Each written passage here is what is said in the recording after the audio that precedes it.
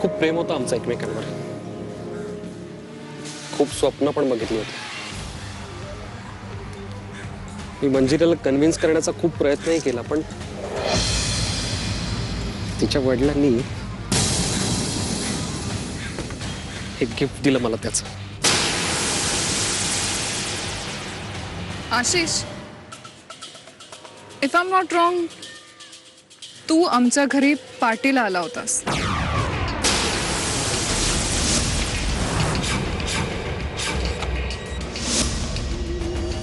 तुझ्या लक्षात आहे अजून? गुड. कौतुक करायला हवं तुझं. थँक्यू. त्याच पार्टीत तर सत्यजित बद्दल तुझ्या मनात काय आहे हे कळलं मला.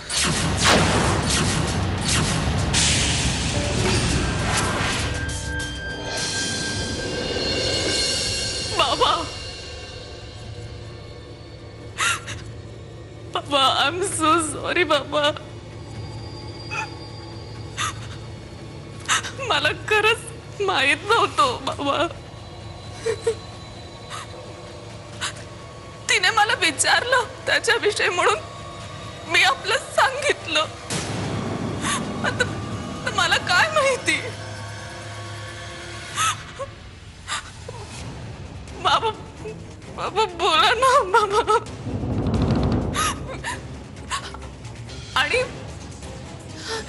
आणि ना बाबा, ती खूप चांगली मैत्रीण आहे होता आईची. ती खरंच नाही सांगणार जिजूंना काही. खरंच ती. बाबा, अहो काय करायचं आपण? काय करणार? जे काय करायचं ते केलं ना तुझ्या मुलीनं. बाबा, बाबा प्लीज असं नका ना बोलू. मी हवं तर बोलून बघू का प्रियाशी?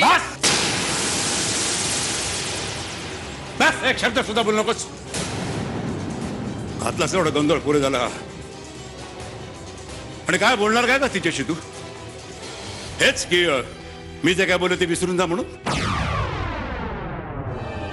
एवढे मूर्ख वाटले का तुला ती? आणि जिला तू मंजिरीची मैत्रिणी समजतेस ना, ती शालिनीताईंच्या जिवलग मैत्रिणीची मुलगी ती विसरतेस तू. मंजिरीचा संसार सुरळीत व्हावा, तिच्यावरती भूतकाळाचा सावट पडू नये म्हणून आम्ही इतकं आटोकाट प्रयत्न करतो. आणि तू हो, तुम्ही आधी शांत व्हा बघू. आणि तू त्या प्रिया आशिष बद्दल सगळं सांगून मोकळी झालीस. अगं स्वतःच्या आयुष्यातल्या चुका स्वतःला सुधारता येतात ग. त्याची किंमत स्वतःला चुकावी लागते. पण तू केलेली चूक ही आता मंजिरीला भोवणार आहे. बाबा, बाबा, बाबा प्लीज असं नका ना बोलू बाबा प्लीज. तू उच्चारलेल्या प्रत्येक शब्दाचा हिशोब आता मंजिरीला द्यावा लागणार आहे, लक्षात ठेव. नाही बाबा प्लीज. उद्या जर सत्यजित रावांनी मंजिरीला कायमची माहेरी पाठवून दिली आणि तिचं आयुष्य उद्ध्वस्त झालं ना, तर त्या गोष्टीला सुद्धा तू जबाबदार असणार आहेस, लक्षात ठेव. बाबा, बाबा प्लीज असं नका ना बोलू बाबा प्लीज. अहो काय बोलताय तुम्ही? उगाच नको ते विचार मनात आणू नका. असं काही होणार नाही. ओके, स्वतःची खोटी समजूत घालत बसू नकोस किशोरी. आता याचे परिणाम भयंकर होणार आहेत. याचे परिणाम भयंकर होणार आहेत. मंजिरीच्या संसाराची वातात आता उघड्या डोळ्याने बघायची तयारी ठेव. नाही, पण याला काहीतरी उपाय असेल. आपल्याला हे थांबवायला हवं.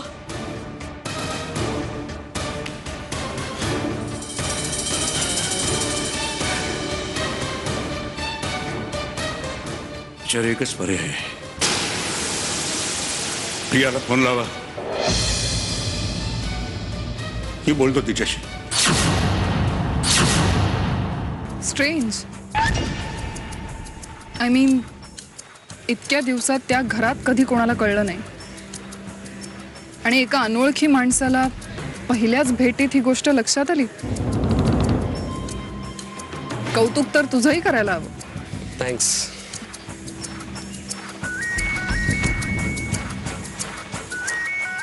Excuse me. Hello. Hello Priya. कोण बोलतंय? मी पृथ्वीराज सरनाईक बोलतोय. हां बोला. बेटा तू कोल्हापूरला व्यवस्थित पोहोचलीस ना? जावई बाबूंशी काही बोलणं झालं नाही ना? नाही, अजून तरी मी वाटेतच आहे. काय प्रिया की खरं तर मी तुला रिक्वेस्ट करायला फोन केलाय. म्हणजे तुझं आणि मधुराचं जे काही बोलणं झालं काल रात्री, त्यातलं काहीही जावई बापूंना नाही कळालं तर बरं होईल प्लीज. नाही, तुम्ही कशाला काळजी करताय? आणि तसंही मंजिरीचं त्या मुलाबरोबर काही नव्हतंच ना.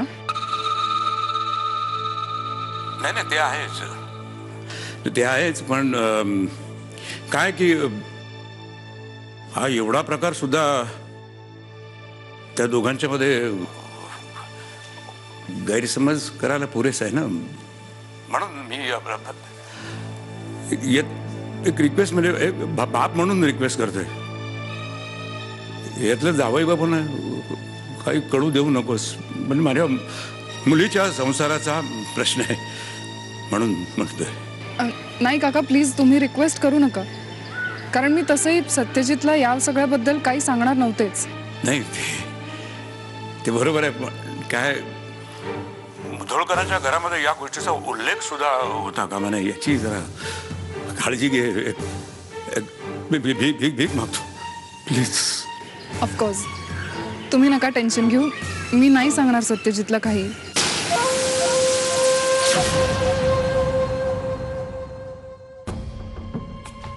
Promise. Thank you Priya. Thank you very much.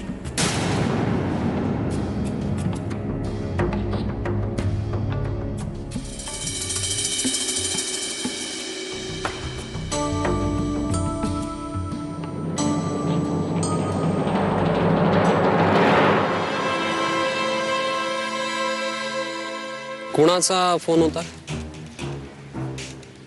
तुझे हितचिंतक, ज्यांनी तुला ही गिफ्ट दिली.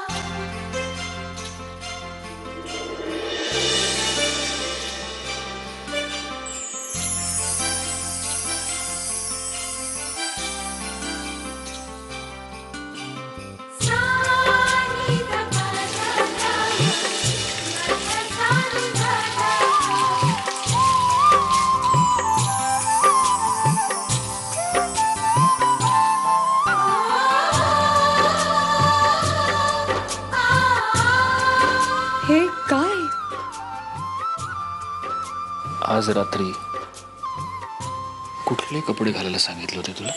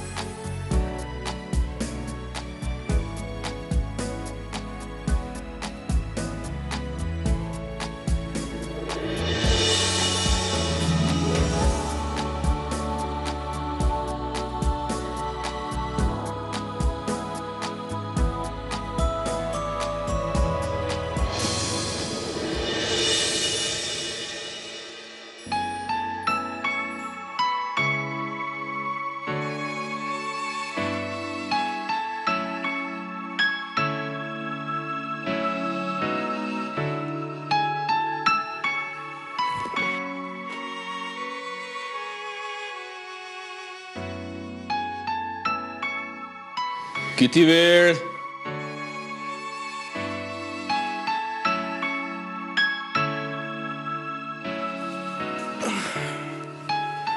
लवकर ये मंजिरी.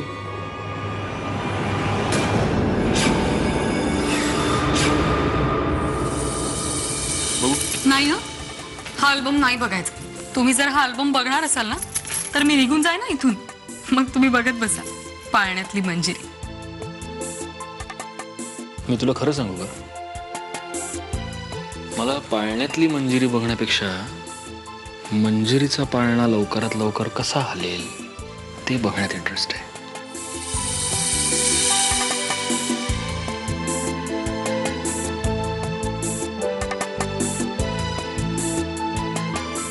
मंजिरी, मी आता फक्त 1 ते 10 मोजणार आहे आणि तोपर्यंत जर तू बाहेर नाही आलीस तर मी दरवाजा तोडून आत येणार आहे.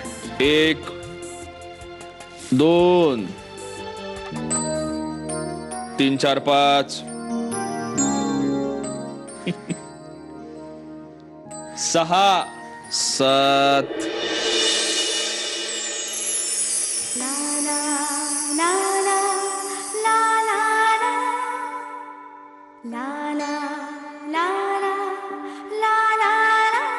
8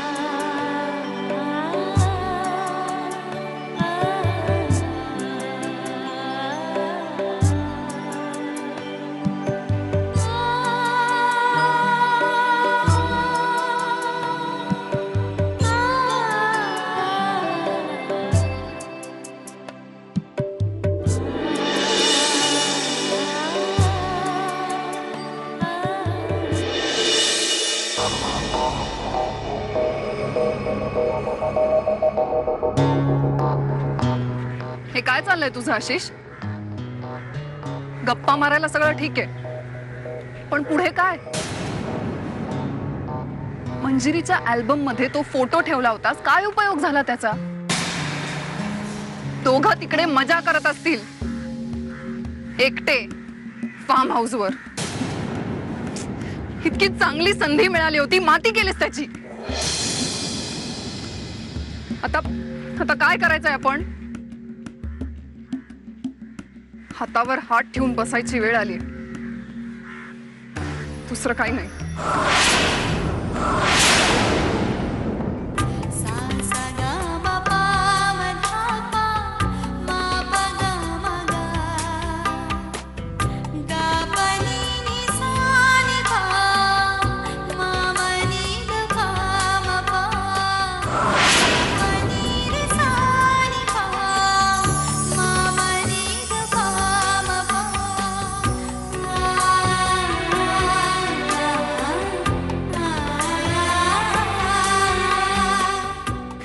छान दिसतेस.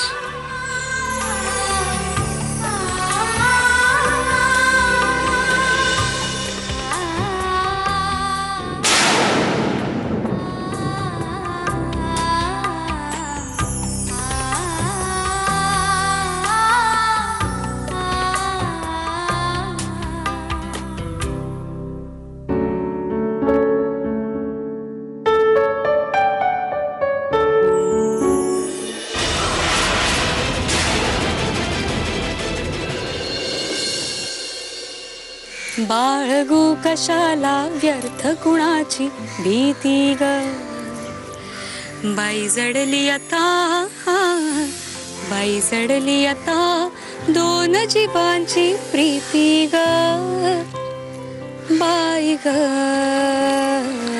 बाई ग, बाई ग, बाई ग. बाळगू कशाला व्यर्थ कुणाची भीती ग, बाई जडली आता, बाई जडली आता, दोन जीवांची प्रीती ग, बाई ग, बाई ग.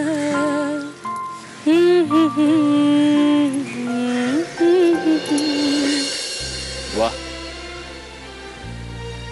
अरे तुम्ही कधी आलात? आत्ताच तू गाणं म्हणत दिसते. गाते कुठे, असंच गुणगुणते आपलं. माझं ना कधी कधी ठरत नाही मंजिरी, तू जास्त छान आहेस तुझं गाणं. बापरे, एवढं कौतुक सत्यजित मुधोळकरांच्या तोंडी शोभत नाही. खरं तर माझ्या मनात होतच, इथे आल्यानंतर तुझ्या हातून तुळस लावून घ्यायचं. खरंय, वृंदावन असं ओकबोकं ठेवू नये म्हणतात, आणि तुळशीशिवाय घराला घरपणच नाही, नाही का? तुळस आणि तिची मंजिरी ज्या घरात नाही ते घर घर नाही.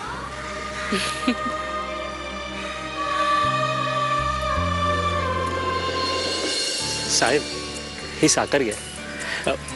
पोरग 10वीला पास झालं, 80% भेटले साहेब. अरे वा, हुशार आहे म्हणजे तुमचा मुलगा. वय बाईसाहेब, आता हाय मानायचा, शेतीची कामं सांभाळून जमेल तेवढं करतो. पण तुम्ही एकटे का आलात? मुलगा कुठे आहे? तो हाय की ताऱ्याकाठी खेळतोय. चला भेटूया आपण त्याला. अहो साहेब, तुम्ही कशा पायी तारच घेताय? मी बोलवतो की त्याला. मी स्वतः जाऊन त्याचं अभिनंदन करणार. हो मॅडमनं तळ पण दाखवायचं आहे. चला मॅडम. तुम्ही व्हा पुढे, मी आले.